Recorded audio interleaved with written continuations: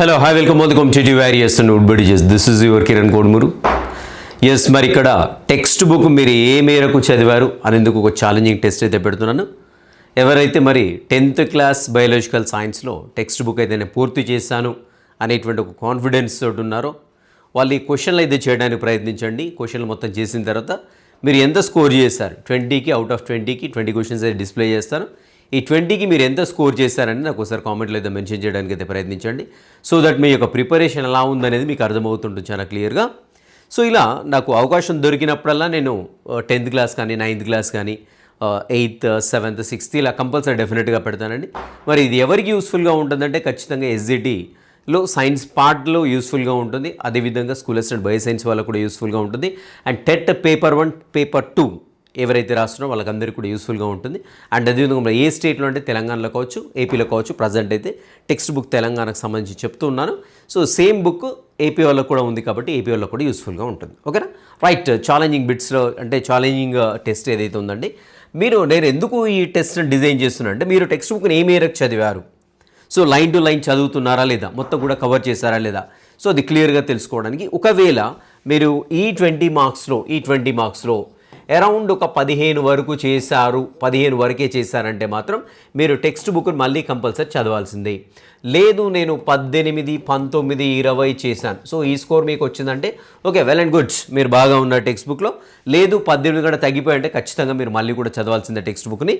So మరి text బుక్లో ఈరోజు ఛాలెంజింగ్ టెస్ట్ ఏంటి, మీరు ప్రాపర్గా రీడ్ చేశారా లేదా అని ఛాలెంజింగ్ టెస్ట్ ఏంటి అంటే మనకి 10th క్లాస్లో ప్రత్యుత్పత్తి అనేటువంటి లెసన్ 6th యూనిట్ ఉంటుందండి.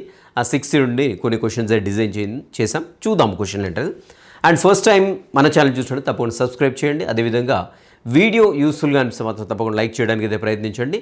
అండ్ మన వీడియో నుంచి రెలెబుల్ కాంటెంట్ అందుతుంది. అండ్ డిస్క్రిప్షన్లో డెమో వీడియోస్ ఉంటాయి స్కూల్ అసిస్టెంట్ బయాలజికల్ సైన్స్ సంబంధించింది.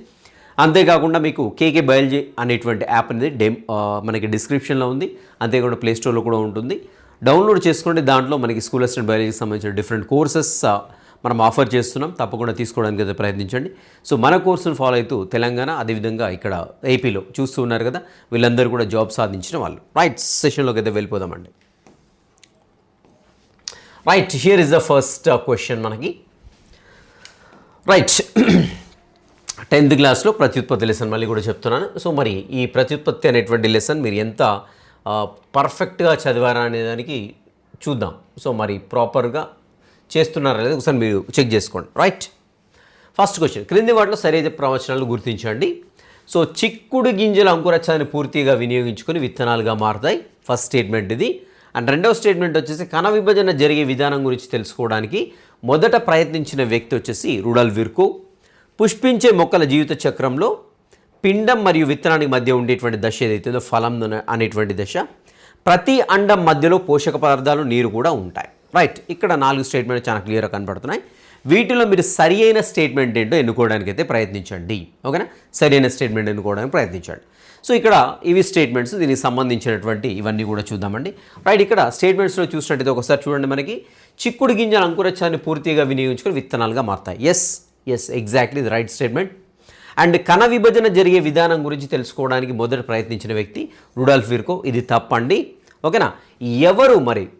ఎవరు కణ విభజన జరిగే విధానాన్ని గురించి తెలుసుకోవడానికి ప్రయత్నించిన వ్యక్తి ఎవరు ఒక్కసారి ట్రై చేయండి రికాల్ చేసుకోవడానికి. ఈ యొక్క స్టేట్మెంట్ తప్పు, రుడాల్ఫ్ విర్కో అనేది తప్పండి. అండ్ పుష్పించే మొక్కల జీవిత చక్రం, ఇది డయాగ్రామ్ నుండి ఫామ్ చేయడం జరిగింది. ఈ డయాగ్రామ్ నుండి ఫామ్ చేశాను ఈ యొక్క స్టేట్మెంట్. లేదు అంటే మీకు జనరల్ సెన్స్ ఉన్నట్లయితే, కామన్గా దీని గురించి ఐడియా ఉన్నట్లయితే డెఫినెట్గా దీన్ని పెట్టడానికి అయితే ఛాన్స్ ఉంది. ఇది విత్తనం మరియు నెక్స్ట్ వచ్చేసి పిండానికి మధ్యలో ఉండే దశ వచ్చేసి ఫలం అండి. ఓకేనా? సో ఇది కూడా రైట్ స్టేట్మెంటే. అండ్ ప్రతి అండం మధ్యలో పోషక పదార్థాలు, నీరు కూడా ఉంటాయి. ఇది రైట్ అని చూసినట్లయితే ఇది కూడా కరెక్ట్ స్టేట్మెంట్ అండి. రైట్. సో జనరల్గా అండం మధ్యలో చూసినట్టయితే మనందరికీ తెలిసిందే పిండకోశం ఉంటుంది కదా. సో పిండకోశంలో మనకి 7 సెల్స్ ఉంటాయండి. 7 సెల్స్ ఉంటాయి. అదేవిధంగా మనకి 8 కేంద్రకాలు అనేవి కనపడుతూ ఉంటాయి. ఇలా ఉంటుంది పిండకోశం. ఓకేనా? సో దీంట్లో మనకి వచ్చేసి ఈ యొక్క పిండకోశంతో పాటుగా అండంలో ఏముంటాయని చూసినట్లయితే నీరు మరియు పోషక పదార్థాలు కూడా ఉంటాయి. కాబట్టి ఇది కూడా రైట్ స్టేట్మెంట్. అంటే ఓవరాల్గా దీని యొక్క ఆన్సర్ వచ్చేసి 1, 3, 4. So 1, 3, 4 is the right answer అండి. ఎవరైతే పెట్టారో 1, 3, 4 అనేది రైట్ ఆన్సర్. మీరు ఒక మార్క్ వేసేసుకోవచ్చు అండి. లేదంటే ఎవరైతే తప్పు చేస్తారో డెఫినెట్గా మీరు ప్రత్యుత్పత్తి లెసన్లో మొక్కల ప్రత్యుత్పత్తిలో ఖచ్చితంగా మళ్ళీ మీరు చదవాల్సిందే. రైట్, ఇక్కడ ఆప్షన్స్లో మనకి ఆప్షన్స్ చూసినట్లయితే B is the right answer అండి. Right, here is the B is the right answer. Next చూద్దాం. నెక్స్ట్ క్వశ్చన్ చూద్దాం. పుష్పించే మొక్కలలో అండంలో స్థూల సిద్ధ బీజం 3 సమవిభజనల తరువాత ఏర్పడిన 8 కణాలలో పరభాగంలో ఉండేటువంటి 3 కణాల యొక్క విధి. రైట్, మనకు చాలా క్లియర్గా మెన్షన్ చేశాడు అక్కడ. పూర్వ పరభాగాలు ఏంటంటే ఖచ్చితంగా గుర్తు పట్టగలగాలి. మీరు గుర్తు పడితేనే మనకు అది మీరు దీనికి ఆన్సర్ చేయడానికి అయితే ఛాన్స్ ఉంటుంది. పుష్పించే మొక్కల్లో అండంలో స్థూల సిద్ధ బీజం 3 సమవిభజనలు జరిగిన తర్వాత ఏర్పడిన 8 కణాలలో పరభాగంలో ఉండేటువంటి 3 కణాల యొక్క విధి. 8 కూడా కాదండి, యాక్చువల్గా ఇది 7 కణాలండి. 7 కణాలలో పరభాగంలో ఉండేటువంటి 3 కణాల యొక్క విధి. పోషణ, ఫలదీకరణం, పురుష సంయోగ బీజాలని లోపలికి తీసుకొని రావడం, పరాగనాళాన్ని అండంతో సంయోగం చెందే విధంగా చూడడం, అంకురచ్చం ఏర్పడడంలో ముఖ్యమైన పాత్ర వహిస్తూ ఉంటుంది. రైట్, మీరు ట్రై చేయండి, కామెంట్లో ఆన్సర్ పెట్టడానికి అయితే ప్రయత్నించండి. సో దాన్ని బట్టేసి మీ ఆన్సర్ కరెక్టా తప్ప అనేది మనం అంచనా వేసుకోవచ్చు ఇక్కడ. రైట్, దీన్ని చూసినట్లయితే మీకు ఫస్ట్ ఇక్కడ బేసిక్గా ఐడియా రావాల్సింది ఏంటంటే, పిండకోశం ఏదైతే ఉందో ఈ పిండకోశంలో ఉండేటువంటి సెల్స్ ఏవైతే ఉన్నాయో మనకు తెలిసిందే. సో క్రింద వచ్చేసి ఎగ్ సెల్ ఉంటుంది, ఇక్కడ వచ్చేసి ఎనర్జీ సెల్స్ ఉంటాయి, పైన వచ్చేసి ఏంటంటే ప్రతిపాదక కణం ఉంటాయి, మధ్యలో వచ్చేసి కేంద్ర కణం ఉంటుంది. దీంట్లో 2 న్యూక్లియై ఉంటాయి, 2 న్యూక్లియై ఉంటాయి కదా. సో మరి ఇక్కడ ఈ చిన్న కన్ఫ్యూజన్ ఏంటంటే, నేను ఈ క్వశ్చన్ని ఫ్రేమ్ చేయడానికి కారణం ఏంటంటే, మీరు ఇక్కడ పరభాగం ఏంటి అనేది తెలియాలి. పిండకోశం యొక్క పరభాగం ఏంటి అనేది తెలియడం కోసం నేను క్వశ్చన్ని ఫ్రేమ్ చేశాను. మరి ఎంతమంది పూర్వభాగం ఎంతమంది పరభాగం అనేటువంటి దానిపైన ఫోకస్ చేసి చదువుతున్నారు నాకైతే తెలియదండి. సో మనకి చాలా క్లియర్గా ఇచ్చాడు ఏంటంటే, పిండకోశం యొక్క పూర్వభాగంలో అండకణము అదేవిధంగా సినర్జిడ్ కణాలు ఉంటాయనేసి ఇచ్చాడు. ఇది పూర్వభాగం అయినప్పుడు ఖచ్చితంగా ఇది పరభాగం అవుతుంది. అంటే పరభాగంలో ఏం కణాలు ఉన్నాయండి? ఇక్కడ ప్రతిపాదక కణాలు ఉన్నాయి. మరి ప్రతిపాదక కణాల యొక్క ఫంక్షన్ ఏంటి అని చూసినట్లయితే పోషణ. So A is the right answer అండి. ఎవరైతే ఏ పెట్టారో రైట్ ఆన్సర్ అండి. మీరు మార్క్ వేసేసుకోవచ్చు, లేదంటే కంపల్సరీ మళ్ళీ మీరు యొక్క పర్టికులర్ అంశాన్ని చదవాల్సింది. రైట్, పరాగరేణు యొక్క నిర్మాణాన్ని పరిశీలించడానికి ఈ మొక్కల నుండి పరాగరేణువులను సేకరిస్తూ ఉంటారు. సో జనరల్గా ఏ మొక్కల నుండి పరాగరేణువులు సేకరిస్తే మనకి ఎగ్జాంపుల్స్ ఇచ్చాడు టెక్స్ట్ బుక్లో. సో మరి ఆ ఎగ్జాంపుల్స్ పైన ఫోకస్ చేస్తారా లేదా? కృత్యం నుంచి అడగడం జరిగింది ఈ క్వశ్చన్. రైట్, బంతి, గడ్డి చామంతి, మందారం, చామంతి, ప్రొద్దుతిరుగుడు. సో మనకు టెక్స్ట్ బుక్లో కేవలం 3 ఇచ్చాయండి. మరి ప్రాపర్గా చూసినట్లయితే మీరు చూడొచ్చండి, బంతి, గడ్డి చామంతి, మందారం ఈ 3 పుష్పాల గురించి ఇచ్చాడు. ఈ యొక్క పరాగ రేణు యొక్క నిర్మాణాన్ని పరిశీలించాలంటే బంతి, గడ్డి చామంతి, మందారం నుండి సేకరించినటువంటి పరాగరేణులు సేకరించేసి ఒక చుక్క స్లైడ్ పై నీటిని వేసేసి ఆ పరాగరేణులు దాంట్లో ఇలా దులిపేసినట్లయితే మనం పరాగరేణు యొక్క నిర్మాణాన్ని చాలా క్లియర్గా చూడొచ్చు అని ఇచ్చాడు. సో ఆన్సర్ ఏమవుతుందండి? 1, 2, 3 ఇస్ ద రైట్ ఆన్సర్ అండి. ఓకేనా? సో అది కంపల్సరీ ఎగ్జాంపుల్స్ అనేవి కంపల్సరీ చూడాలి అనేటువంటి ఉద్దేశంతో ఈ యొక్క క్వశ్చన్ని ఫ్రేమ్ చేయడం జరిగింది. రైట్, నెక్స్ట్, కణ విభజన అనేక దశల్లో జరుగుతుందని చెప్పిన శాస్త్రవేత్త మరియు ఆనువంశిక సూత్రాలను పునఃపరిశీలన చేసిన వారెవరు? సో ఇది ఒకటి క్వశ్చన్ అయితే బాగా చూడాల్సి ఉంటుంది మీరు. కణ విభజన అనేక దశల్లో జరుగుతుందని చెప్పిన శాస్త్రవేత్త వచ్చేసి వాల్టర్ ఫ్లెమింగ్. అదేవిధంగా నెక్స్ట్ ఆనువంశిక సూత్రాలను పునఃపరిశీలన చేసిన వారు వచ్చేసి ఏంటంటే విల్హెల్మ్ రాక్స్ అండి, వీళ్ళిద్దరు కూడా. సో ఇక్కడ చూసినట్లయితే ఆనువంశిక సూత్రాలను వెంటనే మనకు మైండ్లో స్ట్రైక్ ఏదంటే గ్రెగర్ మెండెల్ స్ట్రైక్ అవుతారు. కానీ ఆనువంశిక సూత్రాలను ప్రతిపాదించిన వారన్నప్పుడు గ్రెగర్ మెండెల్ పెట్టాలి. సో పునఃపరిశీలన చేసిన వారు ఎవరంటే విల్హెల్మ్ రాక్స్ అండి. గుర్తుపెట్టుకోండి, ఇక్కడ వాల్టర్ ఫ్లెమింగ్ అదేవిధంగా విల్హెల్మ్ రాక్స్ అండి. సో ఇక్కడ జస్ట్ దీన్నట్టు కూడా ఇవ్వడం జరిగింది. సో ఇక్కడ మీరు ఎంతసేపు కూడా టెక్స్ట్ బుక్ చదివినప్పుడు ఏ సైంటిస్ట్ ఏం చేశాడు, బయాలజికల్ సైన్స్ డెవలప్మెంట్ కోసం ఏ సైంటిస్ట్ ఏం చేశాడు అనేటువంటి విషయం చాలా క్లియర్గా మీకు అర్థం కావాలి. సో తప్పకుండా గుర్తుపెట్టుకోవాలి. ఖచ్చితంగా సైంటిస్ట్ ఏంటి, అతను చేసినటువంటి డిస్కవరీ ఏంటి, ఏ సంవత్సరంలో చేశాడని ఖచ్చితంగా మీరు గుర్తుపెట్టుకోవాలి. రైట్, క్షేకరణ విభజన గురించి సమాచారాన్ని థియోడర్ బవేరీ ఏ సంవత్సరం నిర్ధారించాడు? సో ఇక్కడ క్షేకరణ విభజన ఏదైతే ఉందో దీనికి సంబంధించిన సమాచారాన్ని థియోడర్ బవేరీ అనేటువంటి సైంటిస్ట్ నిర్ధారించడం జరిగింది. మరి ఏ సంవత్సరం నిర్ధారించాడు అనేది కంపల్సరీ ఇయర్తో సహా గుర్తుపెట్టుకోవాలని ఇప్పుడే చెప్పాను. సో మరి ఇయర్ ఏ మేర గుర్తుపెట్టుకున్నారో ఒకసారి కామెంట్స్లో దీని ఆన్సర్ పెట్టడానికి అయితే ప్రయత్నించండి. ABCD అయితే ఉన్నాయి కదా ఇక్కడ మనకి 1862, 1915, 1904, అదేవిధంగా 1963, 1873 అండి. సో ఇక్కడ కామెంట్స్లో ఆన్సర్ పెట్టడానికి అయితే ప్రయత్నించండి. ఓకేనా? రైట్, ఒకవేళ మీరు పెట్టినటువంటి ఆన్సర్ కరెక్ట్ అయితే తప్పకుండా మార్క్ వేసేసుకోండి. ఇది సి అండి. దీని యొక్క ఆన్సర్ వచ్చేసి 1904 సంవత్సరంలో క్షేకరణ విభజన సమాచారం గురించి థియోడర్ బవేరి అనేటువంటి సైంటిస్ట్ నిర్ధారించడం జరిగింది. రైట్, నెక్స్ట్, క్రింది వాటిలో ఈ కణం ద్వయస్థితికంలో ఉండదు. క్రింది వాటిలో ఈ కణం ద్వయస్థితికంలో ఉండదు. Which of the following cell not in the diploid state. Diploid స్టేట్లో లేనటువంటి సెల్ అన్నమాట.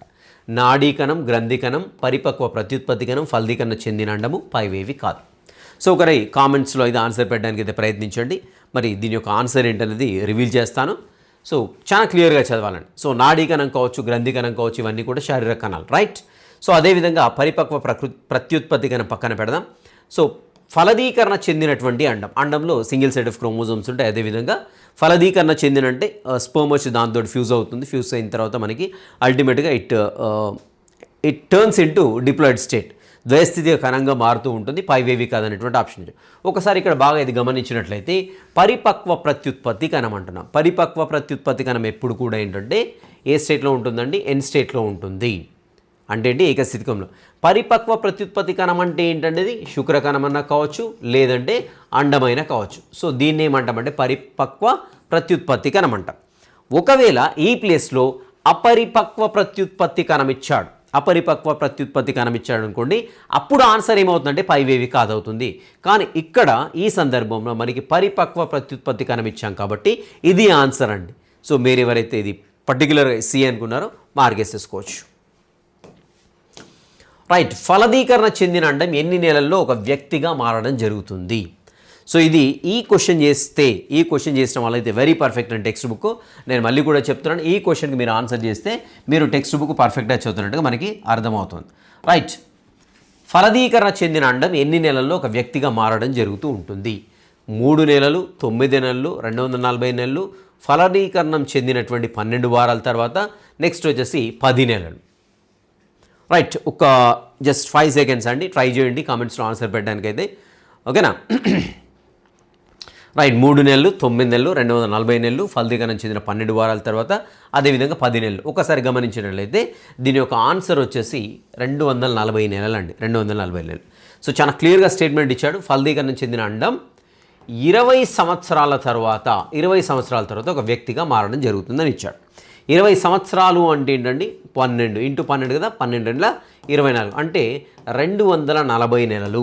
200 చాలా క్లియర్గా స్టేట్మెంట్ ఇచ్చాడు మనకు, అంతే. అక్కడ ఫలదీకరణం చెందిన అండం ఓకేనా 20 సంవత్సరాల తర్వాత ఒక వ్యక్తిగా మారడం జరుగుతుంది అనేసి ఇవ్వడం జరిగింది. ఓకేనా? ఇక్కడ 240 ఏదైతే ఉందో రైట్ ఆన్సర్ అండి. సో ఎవరైతే దీనికి ప్రాపర్గా పెట్టారంటే వాళ్ళు పర్ఫెక్ట్గా చదువుతున్నాను టెక్స్ట్ బుక్ అని నేను చెప్తున్నాను. ఓకేనా? రైట్, నెక్స్ట్ వచ్చేసి సమవిభజనలో ఉన్న వివిధ ప్రావస్థల మధ్య గల క్రియాత్మక సంబంధాన్ని అర్థం చేసుకోవడానికి వీటిని ఉపయోగిస్తారు. ఓకేనా? సో డైరెక్ట్ అండి, ప్యూర్లీ నాలెడ్జ్ బేస్డ్ క్వశ్చన్ ఇది. సమవిభజనలో ఉన్న వివిధ ప్రావస్థల మధ్య గల క్రియాత్మక సంబంధాన్ని అర్థం చేసుకోవడానికి వీటిని ఉపయోగిస్తారు.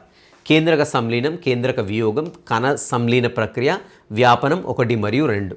సో ట్రై చేయండి దీనికి ఆన్సర్ పెట్టండి కామెంట్లో అయితే.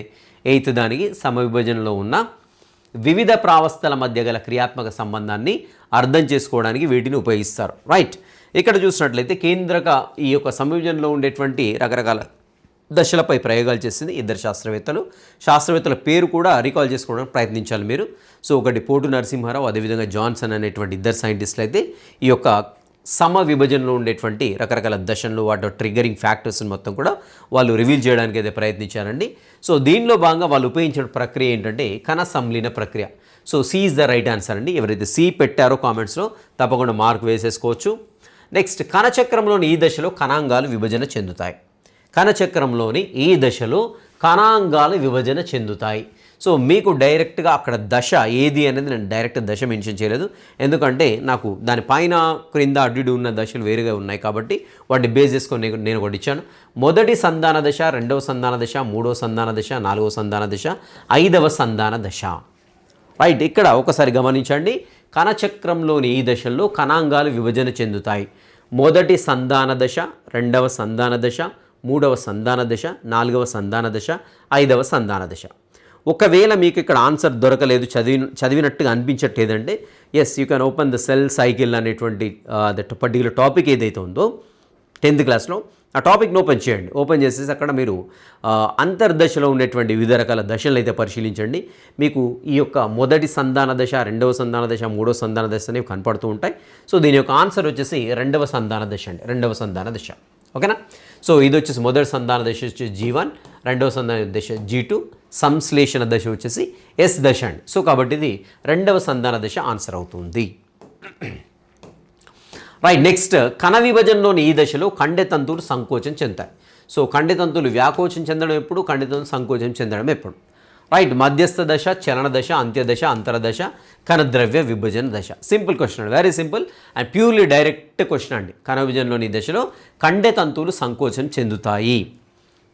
మధ్యస్థ దశ, చలన దశ, అంత్యదశ, అంతరదశ, అదేవిధంగా కణద్రవ్య విభజన దశ. ఒకసారి అయితే ట్రై చేయండి రికాల్ చేసుకోవడానికి. మరి ఈ కండెతంతువులు ఎప్పుడు సంకోచం చెందుతాయని చూసినట్లయితే క్రోమోజోములు మధ్య దశలు ఏమైతే అంటే మధ్య ఫలకం పైకి వచ్చేస్తాయి. ఇక్కడికి వచ్చాయి అనుకుందాం. ఫర్ ఎగ్జాంపుల్ ఇక్కడ క్రోమోజోములు మధ్య ఫలకం పైకి వచ్చాయి. సో మనకు తెలిసిందే ఇక్కడ వచ్చేసి కండే పరికరం నుంచి కండే పోగులు అనేవి ఉంటాయి. ఓకేనా? సో ఇలా వచ్చేసి సెంట్రోమియర్కి కొన్ని పోగులు డైరెక్ట్గా అంటిపెట్టుకుంటాయి, కొన్ని ఏమో క్రోమోజోమ్ లేక సెంట్రోమియర్కి అంటిపెట్టుకుంటాయి. అండ్ దీని తర్వాత ఉండేటువంటి దశ ఏదైతే ఉందో చలన దశ అండి. సో చలన దశలో ఏమైతే అంటే కండె పోగులు సంకోచించడం వల్ల ఈ యొక్క క్రోమోజోమ్లను చీలిపోతుంటాయి సమవిభజనలో. ఓకేనా? సో ఇలా చీలిపోతూ ఉంటాయి సమవిభజనలు. సో అంటే ఇక్కడ మనకు అర్థమయ్యేది ఏంటంటే కండెతంతువులు అంటే క్రోమోజోమ్లు విడిపోయే క్రమంలో కండెతంతువులు షార్టన్ అయిపోతాయి, అంటే పొట్టిగా కావడం అంటే సంకోచించడం వల్ల ఆ క్రోమోజోమ్లు చీల్చబడుతూ ఉంటాయి సమవిభజనలు. సో అంటే ఇక్కడ ఎప్పుడు కండెతంతువులు ఎప్పుడు సంకోచిస్తున్నాయని చూసినట్లయితే అంటే వాటి యొక్క పొడవు ఎప్పుడు తగ్గిపోతుందంటే ఇక్కడ మనకి చలన దశ రైట్ ఆన్సర్ అండి. దీని యొక్క ఆన్సర్ వచ్చేసి బి, చలన దశ. ఓకేనా? సో ఒకసారి అయితే మరి టెక్స్ట్ బుక్ చదివామనుకున్న వాళ్ళైతే ప్రాపర్గా చదవరు లేదో చెక్ చేసుకోండి. జస్ట్ మీ యొక్క ప్రిపరేషన్ ఎలా ఉందని చెక్ చేయడం కోసం మాత్రమే ఈ క్వశ్చన్లు తయారు చేస్తాను, అంతే తప్ప ఏం లేదు ఇక్కడ. రైట్, సమవిభజనలో ఏ దశలో క్రోమోజోమ్లు జతలుగా ఏర్పడతాయి? రైట్, సమవిభజనలో ఏ దశలో క్రోమోజోమ్లు జతలుగా ఏర్పడతాయి? ప్రథమ దశ, సంశ్లేషణ దశ, మధ్యస్థ దశ, 1, 2, 2, 3 పైవేవి కాదు. Yes, here is your time, 5 seconds అండి. సమవిభజనలో ఏ దశలో క్రోమోజోమ్లు జతలుగా ఏర్పడతాయి అనేటువంటి దాన్ని ఒకసారి పరిశీలించండి. ప్రథమ దశ, సంశ్లేషణ దశ, మధ్య దశ, 1, 2, 2, 3, అదేవిధంగా పైవేవి కాదు. రైట్, ఇక్కడ ఆన్సర్ ఏంటో చూద్దామండి. సమవిభజనలో ఏ దశలో కూడా క్రోమోజోమ్లు జతలుగా ఏర్పడవు. కేవలం క్షేకరణ విభజనలో మాత్రమే క్రోమోజోమ్లు దశలుగా ఏర్పడతాయి.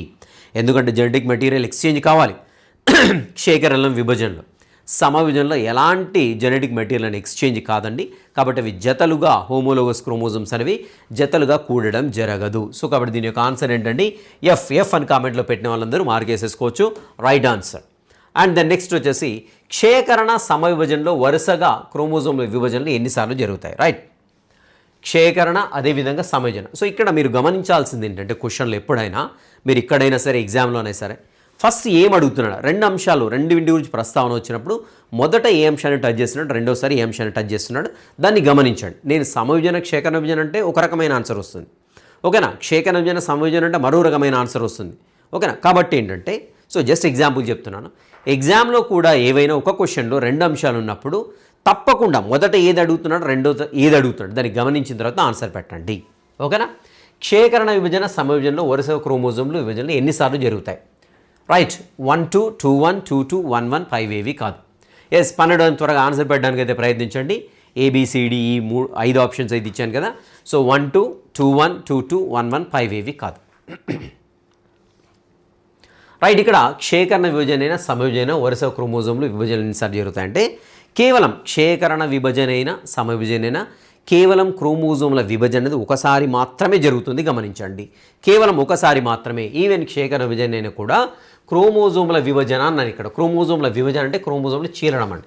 సో ఇలా క్రోమోజోమ్ ఉన్నట్లయితే క్రోమోజోమ్ చీలి 2 క్రోమాటిడ్లుగా మారుతూ ఉంటుంది.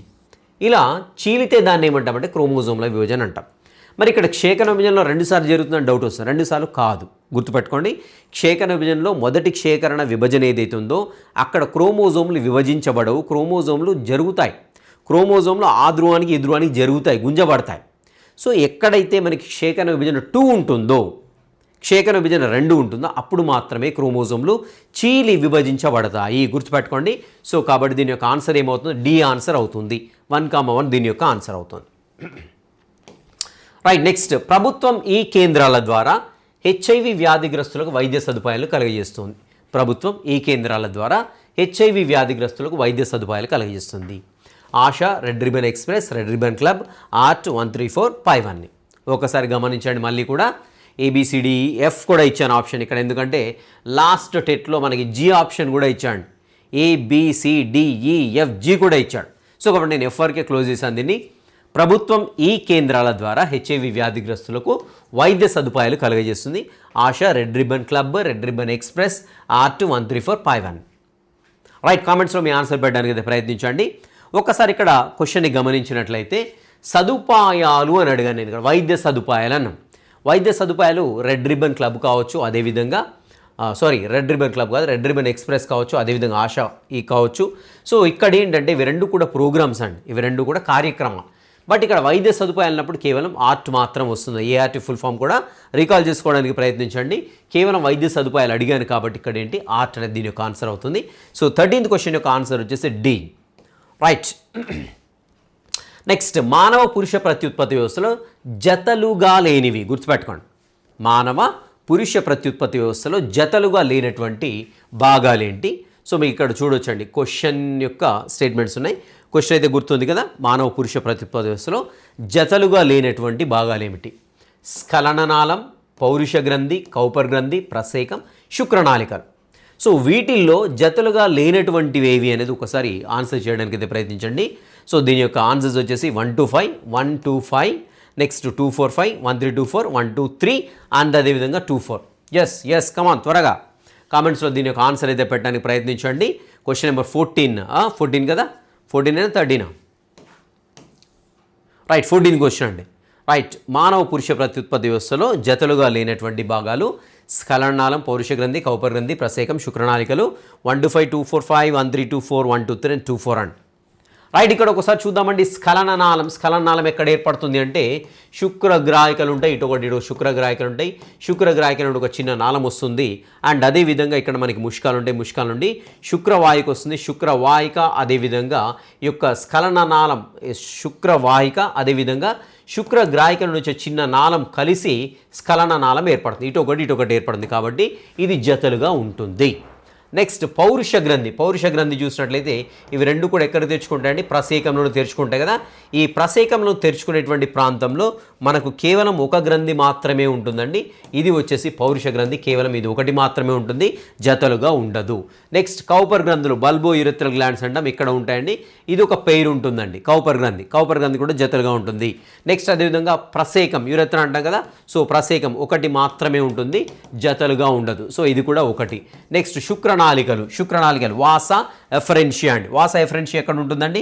ఇక్కడ ఎపిడిడైమిస్ అనుకున్నట్లయితే ఇది ఎపిడిడైమిస్ అనుకున్నట్లయితే ఇక్కడ కూడా మనకి ఎపిడిడైమిస్ ఉంటుంది. ఎపిడిడైమిస్ నుండి మనకి శుక్రవాహిక అనేది బయలుదేరుతుంది. అండ్ అదేవిధంగా ఇక్కడ వచ్చేసి మనకి లోబ్స్లో శుక్రోత్పాదక నాళికలు ఉంటాయి. వీటి నుండి శుక్రనాళికలు ఇలా బయలుదేరేసి ఎపిడైమిస్లోకి ఓపెన్ అవుతుంటాయి. కాబట్టి ఇవి జతలుగా ఉండవు. ఇవి కూడా జతలు అంటే జత అంటే one pair. So one pair కాదండి, దాదాపుగా ఒక 14 ఉంటాయి. ఇటో 14 నుండి 16 వరకు ఉంటాయి. సో కాబట్టి శుక్రనాళికలు కూడా ఎక్కువగా ఉంటాయి. కాబట్టి ఇది కూడా జతలుగా ఉండవు. సో దీని యొక్క ఆన్సర్ ఏమవుతుందండి? 2, 4, 5 అవుతుంది. 2, 4, 5 ఇస్ ద రైట్ ఆన్సర్. ఓకేనా? రైట్. నెక్స్ట్ క్వశ్చన్కి అయితే వెళ్ళిపోదాం. రైట్. పురుష ప్రత్యుత్పత్తి వ్యవస్థలో ఈ భాగం శరీర కుహరం లోపల మరియు శరీర కుహరం బయట ఉండును. మానవ పురుష ప్రత్యుత్పత్తి వ్యవస్థలో ఈ భాగం శరీర కుహరం లోపల మరియు శరీర కుహరం బయట ఉంటుంది. శుక్రవాహికలు, స్ఖలననాళం, ప్రసేకం, గ్రంథులు. నెక్స్ట్ వచ్చేసి కౌపర్ గ్రంథులు అండి. ఇక్కడ ప్రింట్ మిస్ అయిపోయింది. కౌపర్ గ్రంథులు డి వచ్చేసి కౌపర్ గ్రంథులు, ఈ వచ్చి శుక్రనాళికలు అండ్ ఎఫ్ వచ్చేసి 5 ఇవి కాదు. రైట్. త్వరగా కామెంట్స్లో ఆన్సర్ పెట్టడానికి అయితే ప్రయత్నించండి. పురుష ప్రత్యుత్పత్తి వ్యవస్థలో ఈ భాగం శరీర కుహరం లోపల మరియు శరీర కుహరం బయట కూడా ఉంటుంది. రైట్. ABCDEF. సో వీటిలో ఆన్సర్ పెట్టడానికి అయితే ప్రయత్నించండి. రైట్. ఇక్కడ ఆన్సర్ చూసినట్లయితే ఏంటంటే ఒకసారి స్ఖలననాళం చూద్దాం. స్ఖలననాళం ఎక్కడ తయారవుతుంది? శరీర కుహరంలోనే ఉంటుందన్నమాట. ప్రసేకం కూడా మనకి ఏంటంటే మేహనంలో ఉంటుంది కాబట్టి ఇది ప్రసేకం అనేది దాదాపుగా ఇది శరీరకుహరం బయటనే కనపడుతూ ఉంటుంది. కౌపర్ గ్రంథులు కూడా నెక్స్ట్ శుక్రనాళికలు శరీరకుహరం బయటనే కనపడుతూ ఉంటుంది. నెక్స్ట్ పైవేవిక రైట్ ఇక్కడ చూసినట్టయితే శుక్రవాహికలు అంటే గుర్తుపెట్టుకోండి. ముష్కాల్ నుండి ఎపిడిడైమిస్ ఏదైతే ఉంటుందో ఎక్స్క్యూజ్ ఎపిడైమిస్ నుండి మనకి నాళాల వంటి నిర్మాణాలు బయలుదేరితే వాటిని శుక్రవాహికలుగా చెప్తున్నాం. ఎపిడైమిస్ నుండి బయలుదేరిన కొంతవరకు ఏంటంటే మనకు అది శరీర కుహరం బయట ఉన్నట్టుగా పరిగణిస్తున్నాం. తర్వాత అది లోపలికి ఎంటర్ అయిపోయిన తర్వాత మనకి మూత్రనాళం ఏదైతుందో దాన్ని ఇలా తిరిగి చుట్టి మళ్ళీ ఇట్లా వచ్చేస్తుందండి.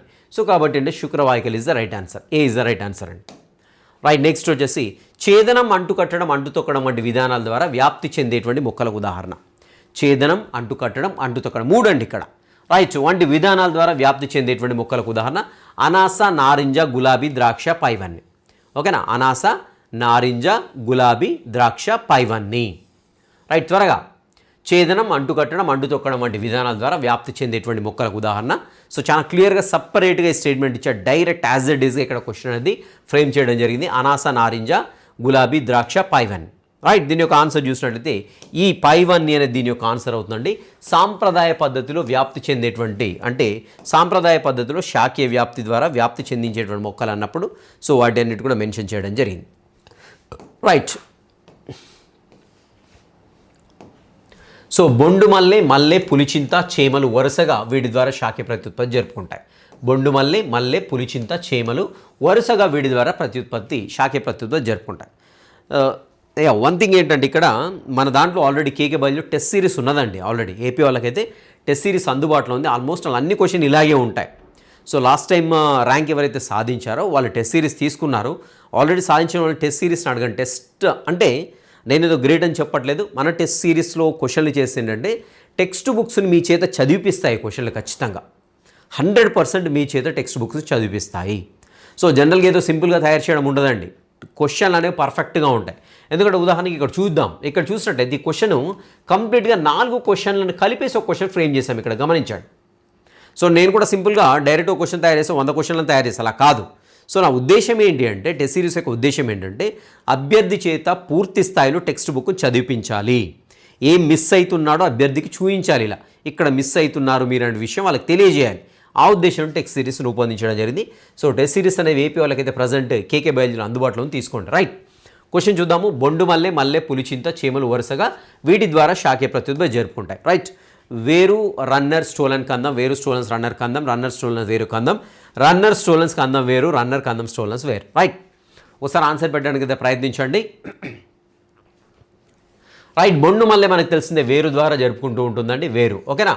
నెక్స్ట్ మల్లె వచ్చే స్టోలన్స్ అండి. మల్లె స్ట్రాబెర్రీ స్టోలన్స్. అండ్ పులిచింత అండ్ సరస్వతి ఆకు వచ్చేసి రన్నర్స్ అండి. సరస్వతి ఆకుని ఆక్సాలిస్ అని కూడా అంటాము. అదేవిధంగా చేమ వచ్చేసేమో కందం ద్వారా. సో దీని యొక్క ఆన్సర్ వచ్చేసి B is the right answer అండి. సో బి ఎంతమంది పెట్టారు కామెంట్స్లో చెక్ చేసుకోండి కరెక్ట్గా ఉన్నట్లయితే. రైట్ ఇక్కడ నేను మళ్ళీ కూడా చెప్తున్నాను. మీరు 18 క్వశ్చన్లు దీంట్లో చేశారు అంటే మీరు text book very perfect. If at all not 18 కంటే తక్కువ వస్తున్నట్టు డెఫినెట్గా టెక్స్ట్ బుక్ని మళ్ళీ చదవండి. రైట్ పుష్పించే మొక్కల అండ నిర్మాణంలో గ్యామిటోఫైటిక్ కణాల సంఖ్య ఎంత? రైట్ లెక్కలేనని ఉంటాయి, 7 ఉంటాయి, 1 మాత్రం ఉంటాయి, 3 ఉంటాయి, 2 ఉంటాయండి. రైట్ ఒకసారి క్వశ్చన్ మళ్ళీ చదువుతున్నా. పుష్పించే మొక్కల అండ నిర్మాణంలో గ్యామిటోఫైటిక్ కణాల సంఖ్య ఎంత? లెక్కలేనన్ని 7, 1 మాత్రమే, 3, 2. సో ఇక్కడ ఈ క్వశ్చన్ తయారు చేయడానికి ఉద్దేశం ఏంటంటే తెలుగు మీడియం వాళ్ళు ఇంగ్లీష్ వర్డ్స్ పైన ఫోకస్ చేస్తున్నారా లేదా? డెఫినెట్గా మళ్ళీ కూడా చెప్తున్నా అండి. ఖచ్చితంగా తెలుగు మీడియం వాళ్ళు మీకు టెక్స్ట్ బుక్లో మెన్షన్ చేయబడినటువంటి ఇంగ్లీష్ పదజాలం ఏదైతే ఉందో ఖచ్చితంగా ఒకసారి ఫోకస్ చేసి చదవండి. ఎందుకంటే టెట్లో కావచ్చు, డిఎస్సిలో కావచ్చు ఇంగ్లీష్ పదాన్ని యాజ్ ఇట్గా తీసుకొని క్వశ్చన్ ఫ్రేమ్ చేస్తున్నాడు. దయచేసి తెలుగు మీడియం అభ్యర్థులు లాస్ కావద్దు మార్క్. కాబట్టి మళ్ళీ కూడా చెప్తున్నాను, ఖచ్చితంగా ఇంగ్లీష్ పదాలపైన ఫోకస్ చేయండి. గ్యామిటోఫైటిక్ సెల్స్ అంటే దాని యొక్క అర్థం తెలియాలి మీకు. పిండ కోశంలో ఉండేటువంటి కణాలు అని అర్థం అనమాట. గ్యామిటోఫైటిక్ కణాలు అంటే పిండకోశంలో ఉండేటువంటి కణాలు. సో డైరెక్ట్గా పిండకోశంలో ఉండే కణాలంటే మీరు పెట్టేస్తారు. సో ఇక్కడ గ్యామిటోఫైటిక్ కణాలను పిండకోశంలో ఉన్న కణాలను సేమ్ అండి. 7 గుర్తుపెట్టుకోండి. 7 కణాలు ఉంటాయి, 8 కేంద్రకాలు ఉంటాయి, 3 ప్రతిపాదక కణాలు, 1 ఎండకణం, 2 సినర్జిడ్ కణాలు, 3 ప్రతిపాదక కణాలు ఉంటాయి. అదేవిధంగా మధ్యలో వచ్చేసి ద్వితీయ కేంద్రకం ఉంటుంది, లేదంటే కేంద్రక కణం ఉంటుంది. దాంట్లో మనకు తెలిసిందే పోలార్ న్యూక్లియై ఉంటాయి. సో పోలార్ కేంద్రకాలు ఉంటాయండి. రైట్ ఇక నెక్స్ట్ క్వశ్చన్ వచ్చేసి స్పైరోగైరాలో ప్రత్యుత్పత్తి విధానం. సో మరి స్పైరోగైరాలో ప్రత్యుత్పత్తి ఏ రకంగా జరుగుతుంది? అనిషేక జననం, ముక్కలవ్వడం, పునరుత్పత్తి అండ్ ఇంకా కొన్ని ఆప్షన్స్ కూడా క్రింద ఇచ్చాను. సో చూద్దామండి. డి వచ్చేసి కూరకి భవనం, ఈ వచ్చేసి ఏసీ, ఎఫ్ వచ్చేసి ఏబి అండి. ఇక్కడ రాసేస్తాను నేను. డి వచ్చేసి కూరకి భవనం, కూరకి భవనం, కూరకి భవనం. నెక్స్ట్ వచ్చేసి ఈ వచ్చేసి మనకి ఏంటంటే ఈ వచ్చేసి ఏసీ అండ్ అదేవిధంగా ఎఫ్ వచ్చేసి ఏబి అండ్ ఎఫ్ వచ్చేసి ఏబి. రైట్, ఒకసారి ట్రై చేయండి దీని యొక్క ఆన్సర్ పెట్టడానికి. 19th question answer. సో స్పైరోగైరాలో ప్రత్యుత్పత్తి విధానం అనిషేక జననం, ముక్కలవ్వడం, పునరుత్పత్తి, కూరకి భవనం. ఈ వచ్చేసి ఏసీ, ఎఫ్ వచ్చేసి ఏబి. రైట్, కామెంట్స్లో ఆన్సర్ పెట్టడానికి అయితే ప్రయత్నించండి. రైట్, ఇక్కడ చూద్దాం. స్పైరోగైరాలో ప్రత్యుత్పత్తి విధానం వచ్చేసి అనిషేక జననం ద్వారా కూడా జరుగుతుంది, అదేవిధంగా ముక్కలవ్వడం, రెండు కూడా దీని యొక్క ఆన్సర్ అవుతుంది. సో కాబట్టి దీని యొక్క ఆన్సర్ ఏమవుతుంది? ఎఫ్ అవుతుందండి. దీని యొక్క ఆన్సర్ ఎఫ్. రైట్, నెక్స్ట్ క్వశ్చన్కి అయితే వెళ్ళిపోదాం. రైట్, చాలా భూచర మొక్కల్లో క్రింది వాటిలో ఏది సాధారణమైన ప్రత్యుత్పత్తి విధానంగా ఉంటుంది? చాలా భూచర మొక్కల్లో క్రింది వాటిలో ఏది సాధారణమైన ప్రత్యుత్పత్తి విధానంగా ఉంటుంది? లైంగిక ప్రత్యుత్పత్తి, అనిషేక ఫలనం, ముక్కలవడం, విచ్చిత్తి, runners. Yes, here is your time starts. Yes, చాలా భూచర మొక్కల్లో క్రింది వాటిలో ఏది సాధారణమైన ప్రత్యుత్పత్తి విధానంగా ఉంటుంది? లైంగిక ప్రత్యుత్పత్తి, అనిషేక ఫలనం, ముక్కలవడం, విచ్చిత్తి, రన్నర్స్. రైట్, భూచర మొక్కల్లో సాధారణమైనటువంటి ప్రత్యుత్పత్తి విధానం. రైట్, ఇక్కడ ఒకసారి పరిశీలించినట్లయితే మీకు చాలా క్లియర్గా డైరెక్ట్ స్టేట్మెంట్ ఉందండి. అక్కడ మా టెక్స్ట్ బుక్లో డైరెక్ట్ స్టేట్మెంట్ ఉంటుంది. సో ఇక్కడ చాలా భూచర మొక్కల్లో ముక్కలవ్వడం ద్వారా ప్రత్యుత్పత్తి జరుగుతుంది అనేది చాలా క్లియర్గా ఇచ్చాడు. సో కాబట్టి దీని యొక్క ఆన్సర్ వచ్చేసి సి. ఎస్, ఇవి వచ్చేసి ఈరోజు మరి మీరు టెక్స్ట్ బుక్ని ఏ మేరకు చదివారు అనేది ఇది ఛాలెంజింగ్ టెస్ట్ అండి. ఇలాంటి నాకు టైం దొరికినప్పుడల్లా ఖచ్చితంగా డెఫినెట్గా ఈ ఛాలెంజింగ్ టెస్ట్, అదేవిధంగా సర్ప్రైజింగ్ టెస్ట్ అండి ఇది. సో టెక్స్ట్ బుక్ని మీరు ఏ మేరకు పర్ఫెక్ట్గా ఉన్నారు, మీరు ఎంత మిస్ అవుతున్నారు, ఎక్కడ మిస్ అయ్యారు, చాలా క్లియర్ కట్గా మీ చేత టెక్స్ట్ బుక్ని ఖచ్చితంగా చదివించేటువంటి ఉద్దేశంతో ఫ్రీగా రూపొందించినటువంటి టెస్ట్లు అండి ఇది. టెక్స్ట్ బుక్ ఛాలెంజింగ్ టెస్ట్లు అనేవి మీకు ఉంటూ ఉంటాయి, అప్పుడప్పుడు సర్ప్రైజింగ్గా కనపడుతూ ఉంటాయి టెస్ట్లు. రైట్, మరి ఎంతమంది దీన్ని చూసారు తెలియదు మరి. సో మరి ఒకసారి అయితే కామెంట్లో పెట్టడానికి ప్రయత్నించండి. మీ టోటల్ స్కోర్ ఎంత? అవుట్ ఆఫ్ 20 మార్క్స్కి మీకు ఎన్ని మార్క్స్ వచ్చాయి కామెంట్స్లో పెట్టండి. సో ఇఫ్ ఎట్ ఆల్ మీరు less than 18, if you are scoring less than 18 marks, then compulsory మీరు టెక్స్ట్ బుక్ని మళ్ళీ చదవండి. సో లేదు నేను దాదాపుగా 12-13కి వచ్చి అయిపోయానన్నా, 12-13 క్వశ్చన్లు చేశారనుకోండి, మీరు టెక్స్ట్ బుక్ అసలు ఏమాత్రం కూడా పర్ఫెక్ట్ లేరు, 50% కూడా పర్ఫెక్ట్ లేరు, గుర్తుపెట్టుకోండి. ఓకేనా? సో 10, 11, 12 ఇలా వచ్చాయనుకోండి, మీరు టెక్స్ట్ బుక్ను 100%, 50% మిస్ అవుతున్నారు. మీరు 50% ఇన్ఫర్మేషన్ మీ టెక్స్ట్ బుక్లో మిస్ చేస్తున్నారు. ఓకేనా? లేదు 18+ స్కోర్ చేశారనుకోండి, you are very good, you are very perfect in the text book reading. ఓకేనా? కాబట్టి ఒకసారి మీ స్కోర్ ఏంటనేది కామెంట్లో మెన్షన్ చేయండి. అండ్ అదేవిధంగా మీ యొక్క క్వశ్చన్స్ ఎలా ఉన్నాయి కూడా మీరు కామెంట్స్లో పెట్టడానికి ప్రయత్నించండి. క్వశ్చన్లు బాగా ఉన్నాయా లేదా, ఎలా ఉన్నాయి, ఏమనిపించింది, క్వశ్చన్స్ మనం ఆన్సర్ చేస్తుంటే ఎక్కడ మీరు ఎందుకు తప్పు చేశారనేది కూడా పెట్టడానికి ప్రయత్నించండి. Right, I wish you all the best. Meet in the next session. Till next session, have a great day.